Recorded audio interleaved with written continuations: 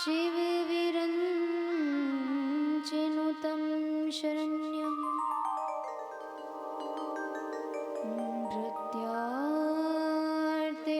प्रणतपाल भवाब्धिपोतम्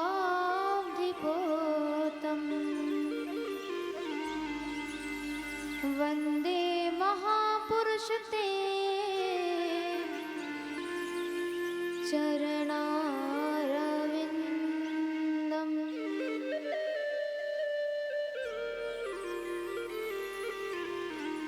वंशी विभूषितगरान्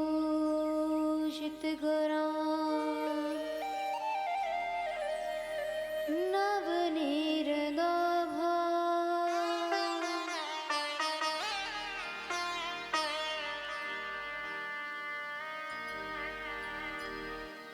वंशी विभूषितकरान्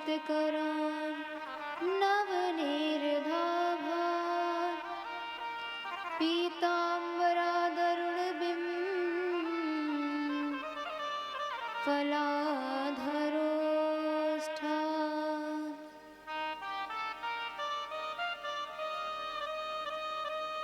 जय जय श्री राधारमण जय जय नवल किशोर जय गोपी चित चोर प्रभु जय जय माखन चोर।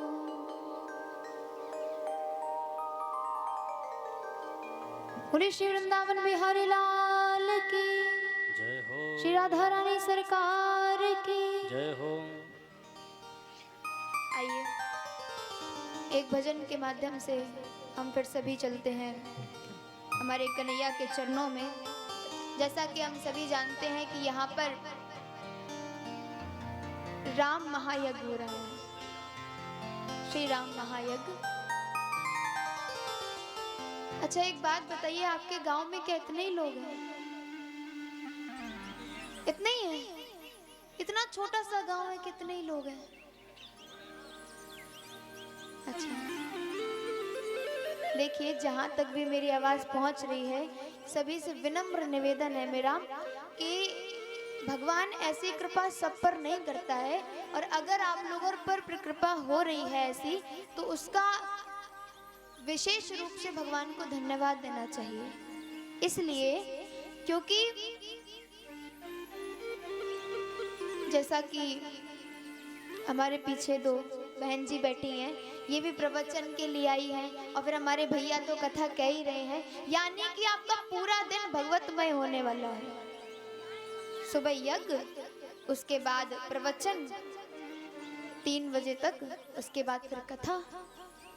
आप लोग अपने आप को बड़ा धन्य मानिए, जीवन आपका धन्य है, क्योंकि पूरा दिन अगर आपका भक्तिमय हो जाएगा ना, तो आप इन 7 दिनों में कुछ ना कुछ जीवन में अवश्य उतारेंगे। देखिए एक बात समझना अति आवश्यक है, आप कितनी कथाएं सुन रहे हैं ये मायने नहीं रखता है। आप हजारों कथा सुन डालिए, उसका महत्व नहीं है।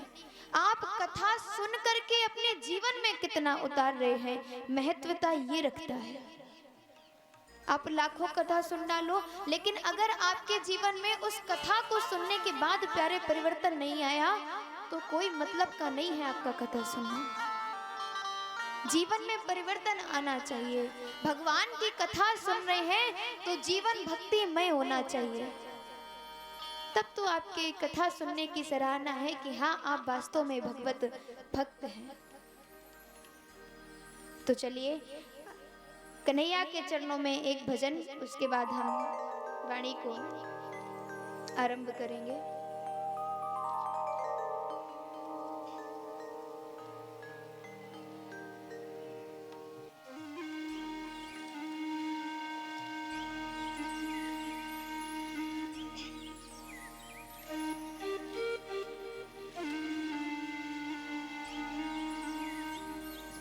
देखिए जितने भी लोग यहाँ पर बैठे हैं सभी लोग तालियों की सेवा करिएगा, क्योंकि यहाँ पर हम भजन के लिए बैठे हैं।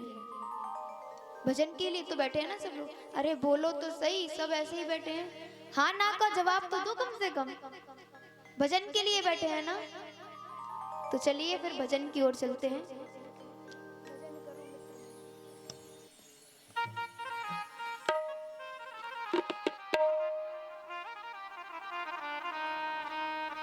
भजन करो मित्र मिला आश्रम नर्तन का, और श्वास की सुमिरनी है मन को बना मन का। भजन करो मित्र मिला आश्रम नर्तन का, श्वास की सुमिरनी है मन को बना मन का।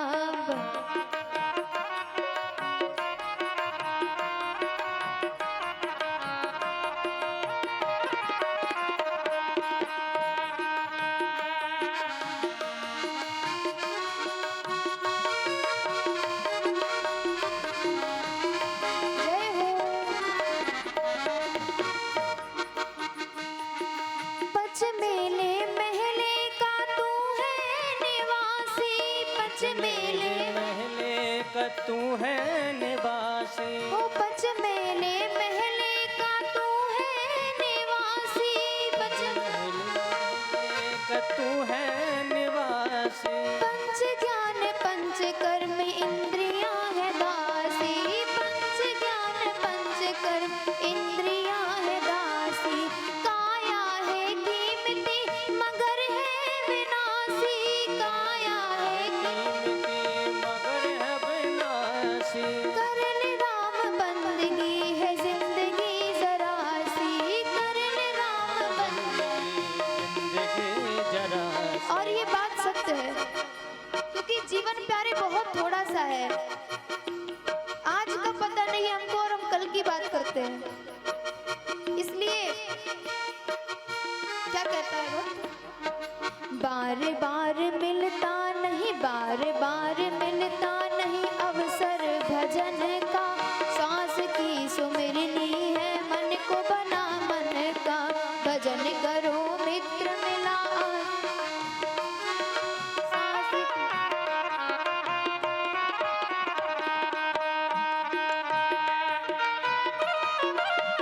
तालियों की सेवा करते हुए राधे।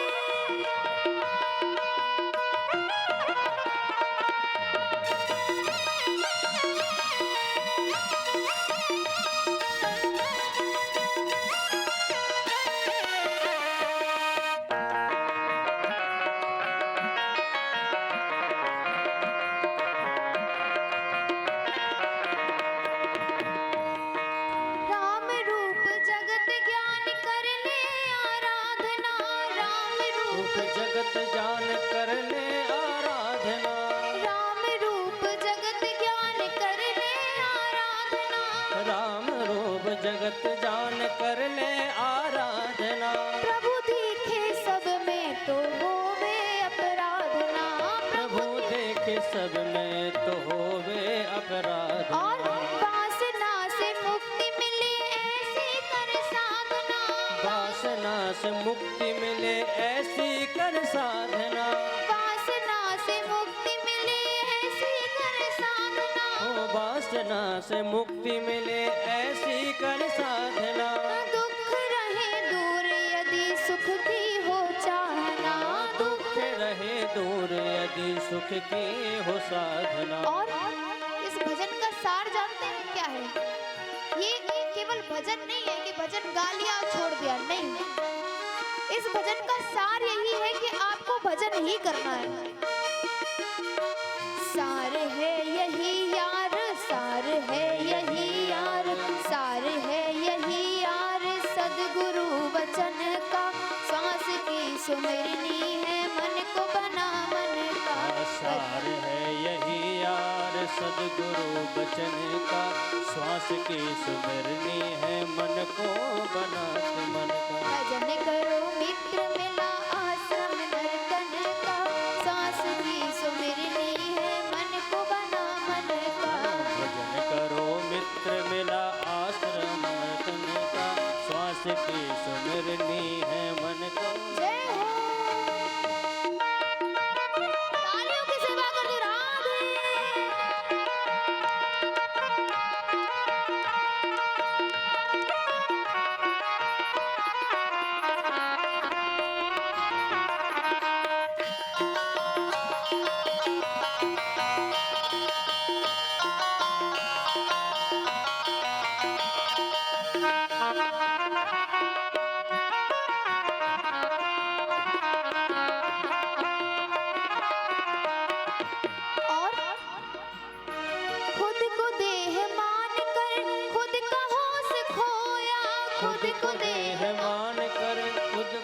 होश खोया। खुद को देह मान कर खुद का होश खोया। खुद को देह मान कर खुद का होश खोया। और ये जीवन की सत्यता है प्यारे। हम ये समझ लेते हैं ये शरीर हमारा है, हम कुछ भी करें, कितने भी पाप पुण्य करें, लेकिन ये सत्य नहीं है।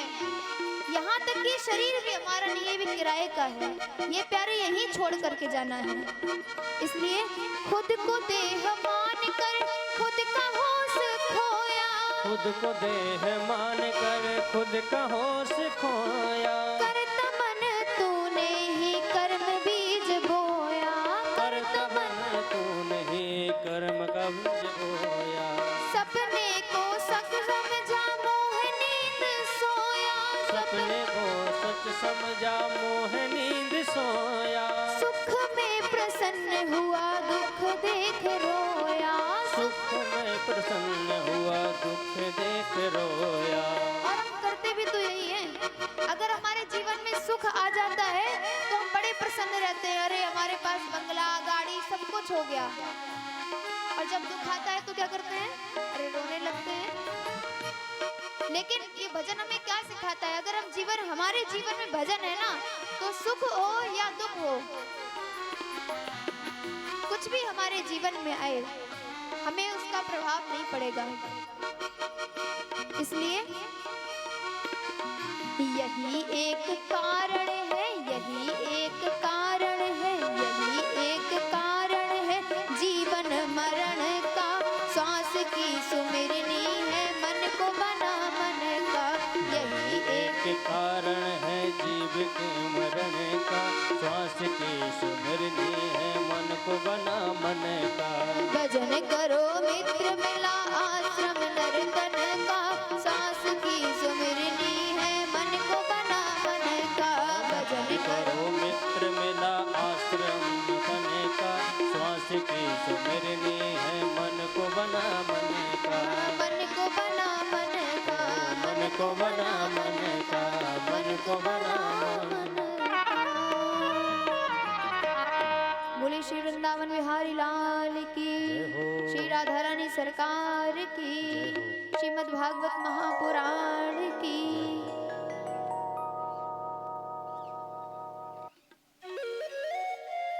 जैसा कि अभी हमने एक भजन सुना, भजन करो मित्र मिला आश्रम नर्तन का। इसके बोल बड़े प्यारे हैं। ये जीवन की सत्यता है प्यारे, ये कोई भजन नहीं है। जब हमारे जीवन में सुख आता है ना, तो हम अपने आप को धन्यवाद देने लगते हैं, भगवान को तो भूल जाते हैं। यही जीव के पतन होने का कारण जानते हैं क्या होता है? उसका अहंकार। उसका अहंकार ही उसके पतन का कारण बन जाता है प्यारे। क्योंकि हमारे पास जब धन, श्री राधे श्री राधे,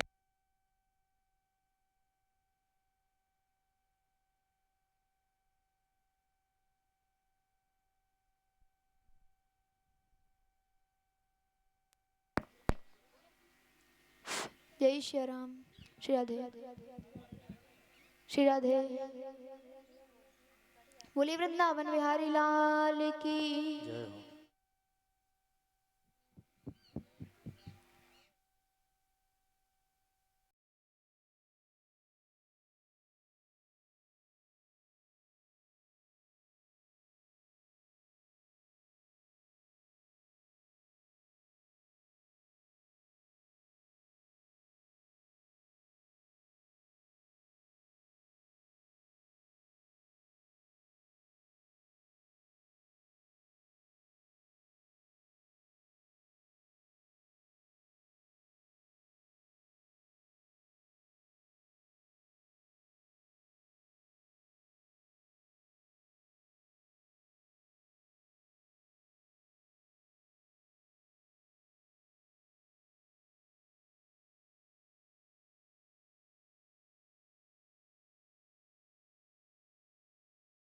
जय हो। जय हो। अच्छा बताओ हम क्या कह रहे थे, बताइए क्या कह रहे थे? किसी को याद है? क्या कह रहे थे?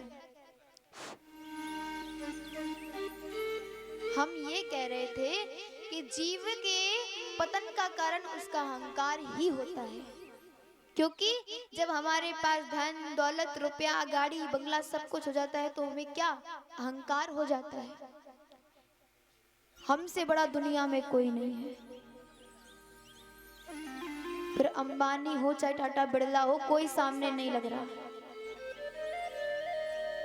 अहंकार ही प्यारे जीव के पतन का कारण बन जाता है।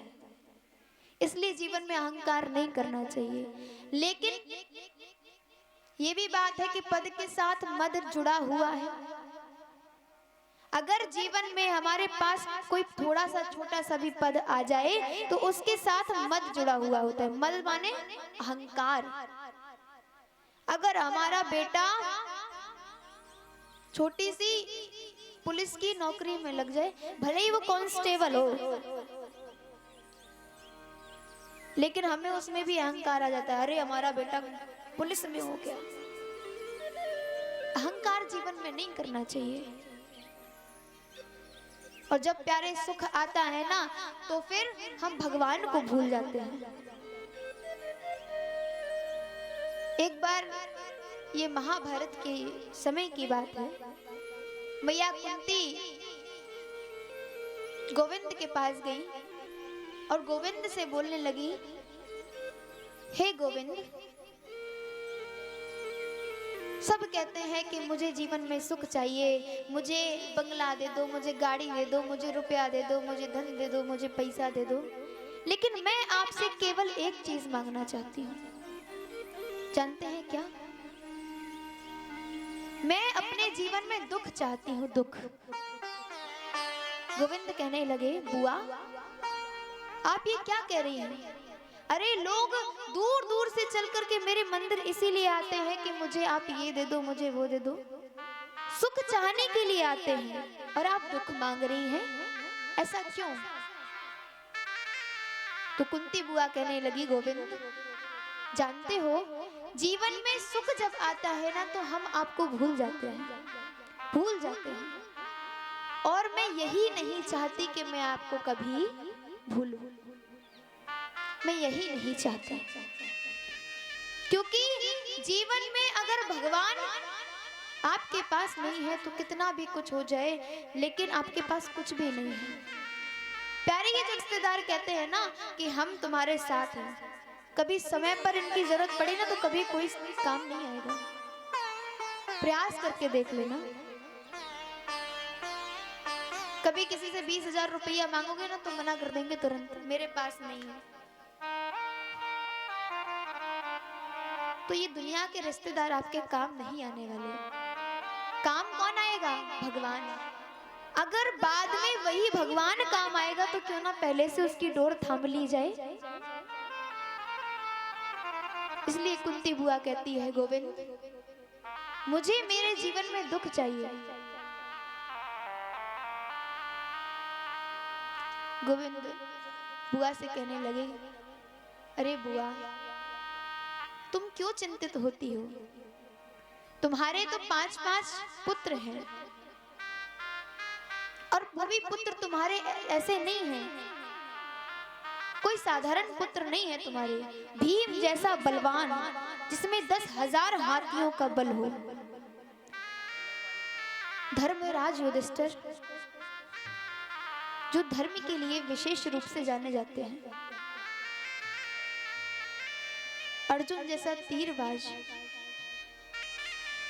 तो आपके तो इतने महान महान पुत्र हैं, फिर भी आप अपने जीवन में दुख चाहती हैं। कुंती बुआ कहने लगी, हाँ प्रभु, क्योंकि सुख के माथे सिल परे जो हरि हाथ से जाए, और बलिहारी वा दुख को जो पल पल राम रटाए। मैं ऐसे सुख को ये कहती हूँ कि तू मेरे पास मत आ। सुख के माथे सिल परे, अरे मुझे वो सुख नहीं चाहिए जो हरि हाथ से जाए। जो भगवान को हमसे दूर कर दे। मुझे ऐसे सुख की चाहना नहीं है, और बलिहारी बा दुख को जो पल पल राम रटाए। और ये जीवन की सत्यता है। जब हमारे जीवन में दुख आता है तो हम किसको? भगवान को याद करते हैं ना प्यारे।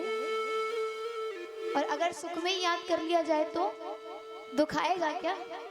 नहीं आएगा। इसलिए जीवन बड़ा थोड़ा सा है, और इस थोड़े से जीवन को भगवतमय बना लीजिए। देखिए, आपके यहाँ चल रहा है भागवत महापुराण विराजमान है, और सप्ताह विधि ज्ञान यज्ञ चल रहा है। जानते हैं? पता है सबको? अरे हाँ ना तो बोलो। पता है सबको? सप्ताह ज्ञान विधि यज्ञ चल रहा है, जिसमें 7 दिन बैठ करके आप लोग विशेष विभूतियों द्वारा प्रवचन सुनेंगे, और हमारे बड़े भैया के द्वारा भागवत जी श्रवण करेंगे। तो ये 7 दिन है ना प्यारे, सबके जीवन में 7 ही दिन है। 8वां दिन है क्या किसी के पास? कोई नहीं है ना? सबके जीवन में 7 दिन है। अगर समझ में ना आए तो गिन लो। रविवार से गिनो शनिवार तक। कितने हुए? कितने हुए? 7 हुए ना? सबके जीवन में प्यारे 7 दिन है। 8वां दिन किसी के जीवन में नहीं है। इसीलिए सप्ताह ज्ञान विधि यज्ञ सबसे सर्वोच्च माना गया है, जो आपके इस व्यासपुरा नामक ग्राम में इस समय हो रहा है। तो इसका लाभ उठाइए आप लोग।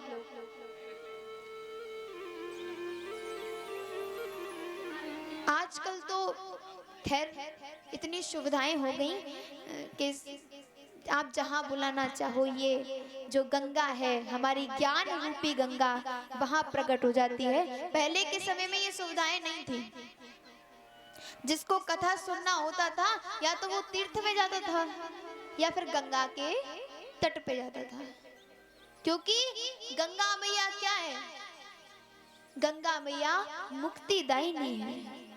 गंगा के तट पर ही पहले कथाएं होती थी। गंगा है मुक्तिदायिनी और यमुना मैया है भक्तिदायिनी। अगर भक्ति प्राप्त करनी है तो यमुना मैया की शरण में जाओ। शरण में जाने का मतलब ये नहीं है कि डूब जाओ सीधे, नहीं।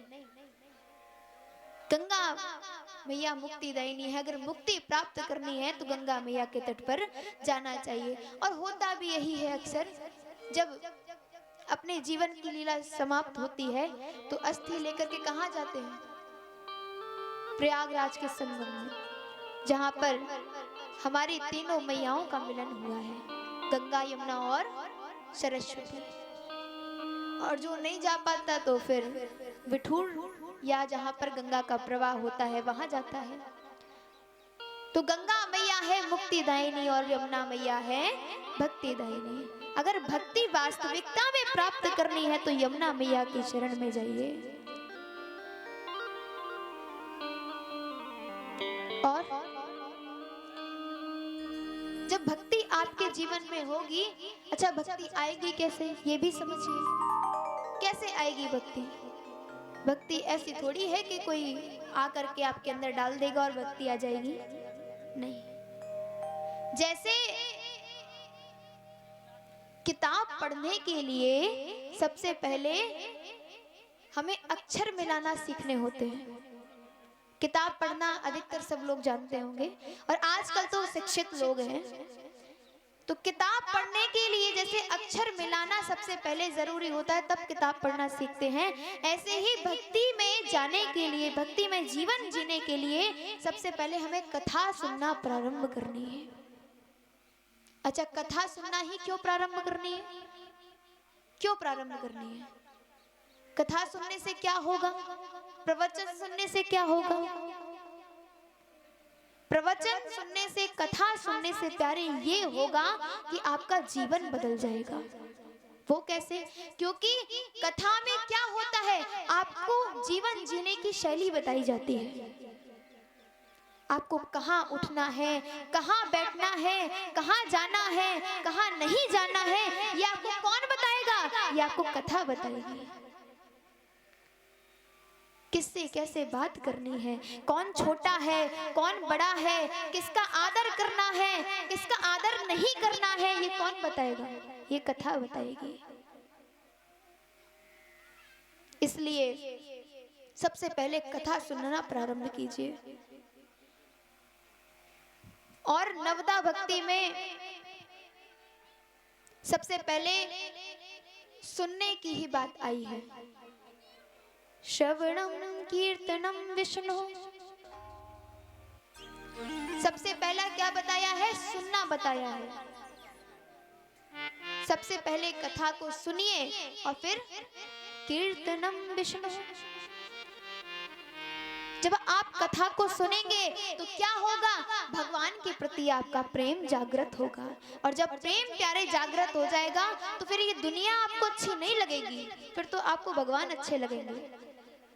और जब भगवान अच्छे लगने लगेंगे ना, अपने आप ही आप स्वतः ही भजन करना प्रारंभ कर देंगे। श्रवणम कीर्तनम विष्णु स्मरणम पाद सेवनम अर्चनम वंदनम दास्यम सख्यात्मनिवेदनम।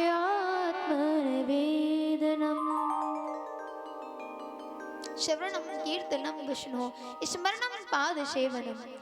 सबसे पहले कथा को सुनना है, और कथा सुनने के बाद जैसे ही आप कथा सुनना प्रारंभ करेंगे, प्रेम जागृत होगा भगवान के प्रति। उसके बाद आप कीर्तन करना प्रारंभ कर देंगे, और जब कीर्तन करना प्रारंभ कर देंगे तो आपके चित्त में प्यारे चित्त चोर आकर के बैठ जाएगा। स्मरणम पाद सेवनम। और जब आप कि हृदय में स्वयं बाके प्यारे आकर के बैठ जाएंगे ना, तो क्या होगा? फिर उनकी चरण शरण आप ग्रहण कर लेंगे। और जब चरण शरण ग्रहण कर लेंगे तो क्या बोला है सबसे लास्ट में? सख्यमात्म निवेदनम। सखा भाव आपका उनसे हो जाएगा। और प्यारे भगवान तब तक नहीं मिलेंगे जब तक आपका इनसे कोई संबंध नहीं होगा। अगर वास्तविकता में भगवान को जानना है ना कि क्या तत्व है, तो पहले उनसे संबंध बनाना होगा। भगवान से संबंध बनाइए। जिस चीज का, जिस जीव का, जिसका भी आपके जीवन में अभाव है, पति पुत्र भाई, जिसका भी अभाव है आपके जीवन में, प्यारे वही संबंध भगवान से बना लीजिए। मीराबाई, हम सभी जानते हैं मीराबाई को। हमारी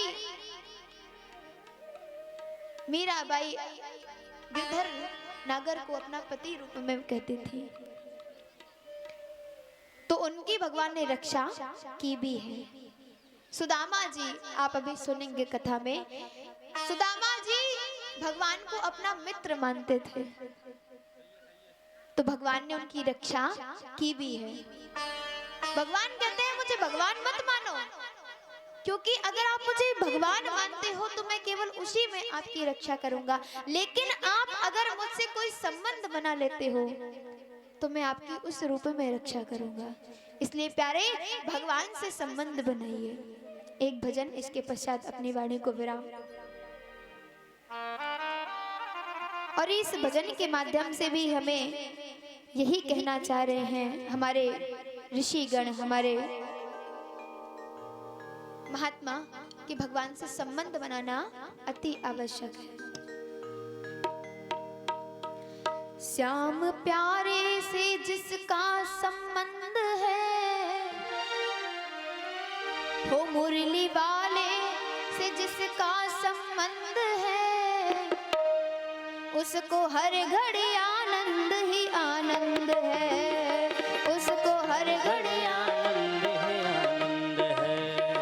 मुरली वाले से जिसका संबंध है, मुरली वाले से जिसका संबंध है, उसको हर घड़ी आनंद ही आनंद है।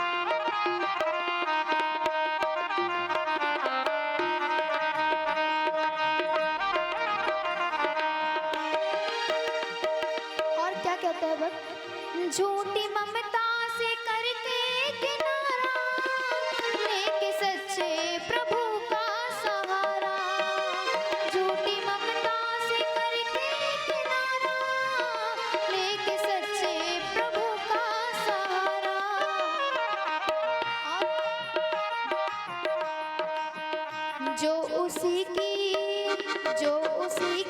रजा में रजामंद है, जो उसी की रजा में रजाबंद है, उसको हर घड़ी आनंद ही आनंद है, उसको हर घड़ी आनंद ही आनंद है। श्याम प्यारे से जिसका संबंध है, मुरली वाले से जिसका संबंध है, उसको हर घड़ी आनंद ही आनंद है, उसको हर घड़ी आनंद ही आनंद है।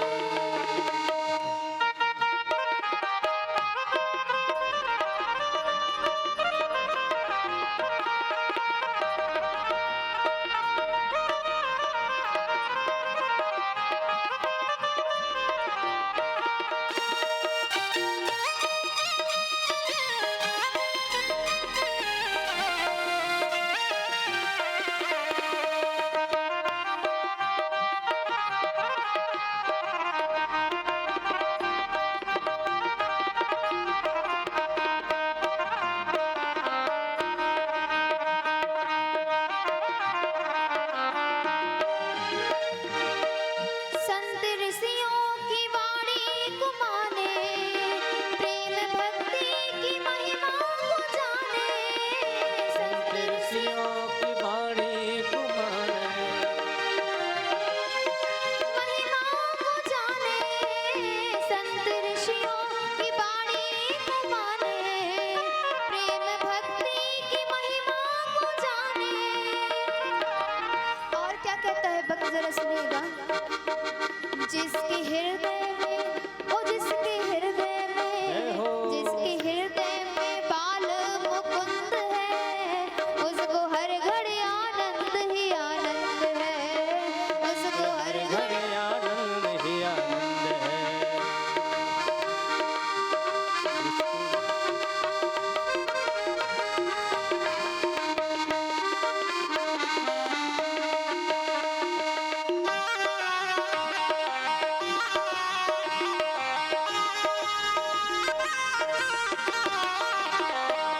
बोली राधा रानी सरकार की।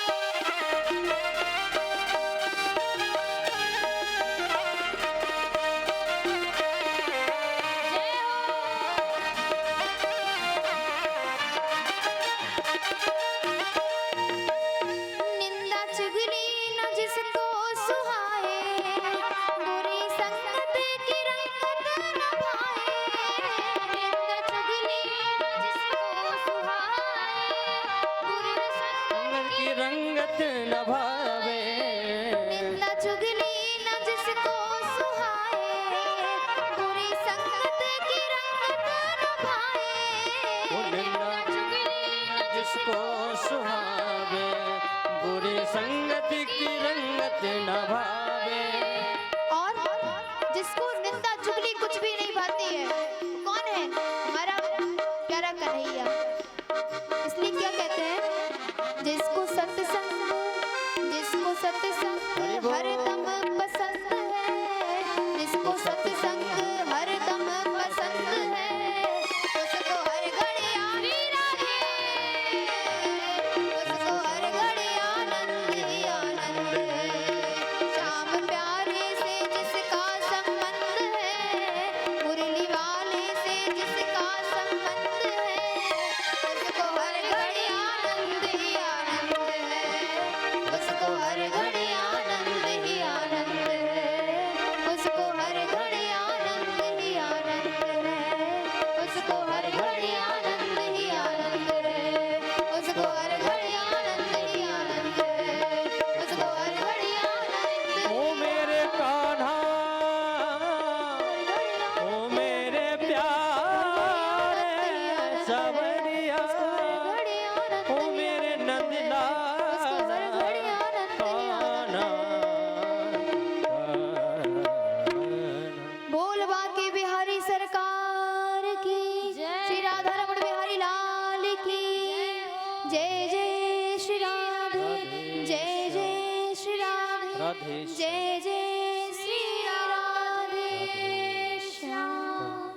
देखिए, आपके ग्राम में इतना सुंदर यज्ञ महोत्सव चल रहा है तो उसका आप लोग लाभ उठाएं। केवल करने से कुछ नहीं होता है, उसमें सबका सहयोग भी चाहिए होता है।